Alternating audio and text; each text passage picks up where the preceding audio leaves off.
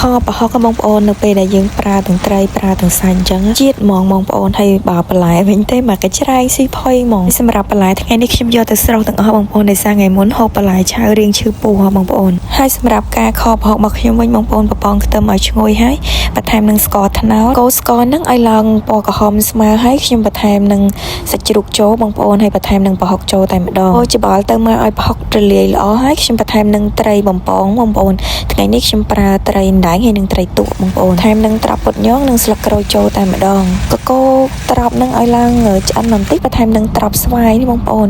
ខ្ញុំបន្តកូរឲ្យវារាងឆ្អិនបន្តិចមកខ្ញុំបន្ថែមនឹងប៊ីចេងម្សៅស៊ុបទឹកត្រីស្ករសបងប្អូនហើយចុងក្រោយនឹងបន្ថែមនឹងទឹកអំបិលទុំខ្ញុំប្រើ2ស្លាបព្រាកូរគ្រឿងផ្សំនឹងឲ្យរលាយសព្វល្អជាមួយសាច់បន្លែហើយខ្ញុំបន្ថែមនឹងម្ទេសម្លែចូលបងប្អូនដាក់ទឹកស្អាតចូលបងប្អូនដើម្បីរងាស់ត្រប់នឹងឲ្យវាងំល្អបន្តិចអូច្បល់ទៅមកមើលទៅវារាងខាស់ដាច់ទឹកបន្តិចនឹងឆ្ងាញ់ហើយបងប្អូនតែប៉ុណ្្នឹងអូខេហ្មង